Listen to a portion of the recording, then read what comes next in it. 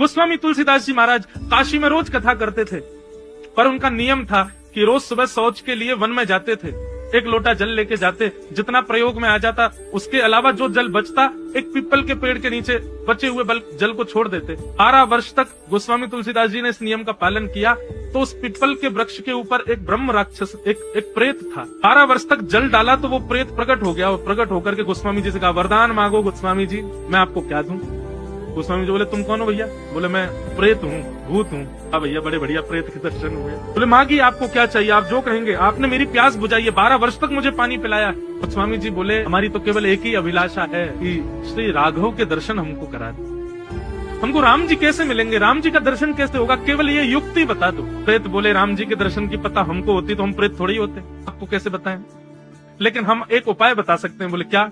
बोले, राम जी के एक चेला हैं, उनसे हम सारे प्रेत डरते हैं। वो कौन है। बोले, हनुमान जी। बोले, उनसे भय के कारण हम प्रेतों को पता करके रखना पड़ता है कि हनुमान जी इस वक्त कहाँ हैं, ताकि वहां से हम लोग योजनों दूर रहें। तो स्वामी जी बोले, तुमको पता है हनुमान जी कहाँ है। बोले, हाँ पता रखना पड़ता है महाराज, क्योंकि उनके आसपास हम भटक नहीं सकते, तो हम लोगों को गुप्तचर लगाने पड़ते हैं। भाई देखते रहो हनुमान जी इस वक्त कहाँ चल रहे हैं। तो स्वामी जी बोले, आजकल हनुमान जी कहाँ है बताइए ना। प्रेत बोला, बोले, नित्य आप गंगा जी के तट पर अस्सी घाट पर कथा करते हैं। बोले, हाँ। बोले, वहां बहुत सारे श्रोता आते हैं। बोले, जी। आपने एक रुग्ण श्रोता को देखा, वो बड़ा, उसके हाथ पांव अजीब से हैं, कंबल लपेट करके आता है, कभी कभी मक्खियां भी भिनभिनाती रहती हैं, और वो श्रोताओं से अलग हट करके बैठता है, कोई उसके पास नहीं जाता, उसमें से थोड़ी दुर्गंध सी आती रहती है, लोग बाग उससे छुपते भी नहीं है। बोले, हाँ हाँ हाँ, एक आता तो है, मैंने देखा। बोले, वो हनुमान जी ही हैं, आपकी कथा में रोज आते। प्रेत ने बता दिया।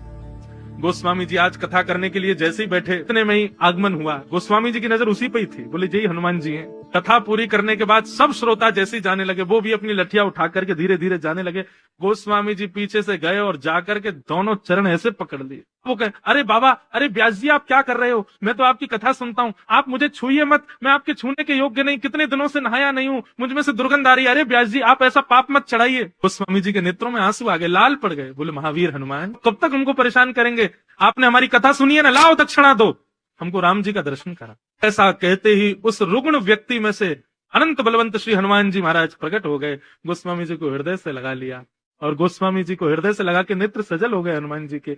हनुमान जी बोले, हे गोस्वामी जी, आपने दक्षिणा मांगी है ना, देते हम दक्षिणा। चित्रकूट चले जाइए, हाँ गंगा तट पर बैठ करके प्रतीक्षा कीजिएगा, राम जी आपसे मिलने आएंगे।